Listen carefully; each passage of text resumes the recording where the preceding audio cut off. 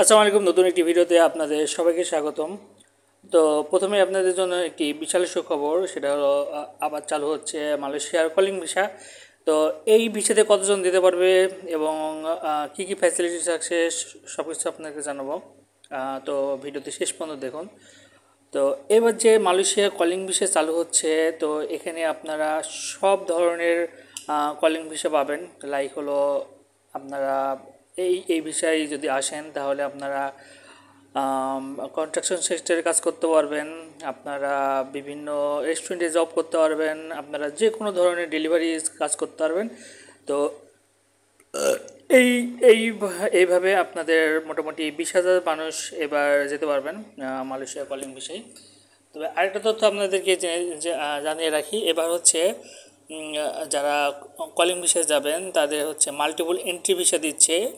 তো multiple entry visa মানে আপনারা জব করা অবস্থায় বাংলাদেশে আসতে পারবেন, যেতে পারবেন। এই ক্ষেত্রে কোনো ধরনের হয়রানির শিকার হবেন না।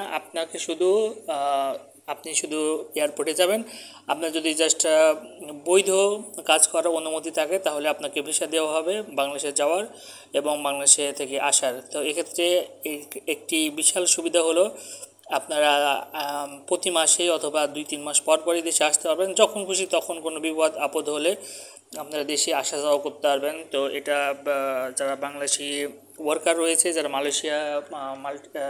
মালয়েশিয়া যেতে যাচ্ছেন কলিং ভিসাতে, তাদের জন্য একটি বিশাল বিশাল সুখবর। তো এই ছিল আজকের ভিডিও। আর যারা পরের ভিডিওতে আমি হচ্ছে কীভাবে অ্যাপ্লাই করতে হবে, কোথায় অ্যাপ্লাই করতে হবে এটা জানাবো।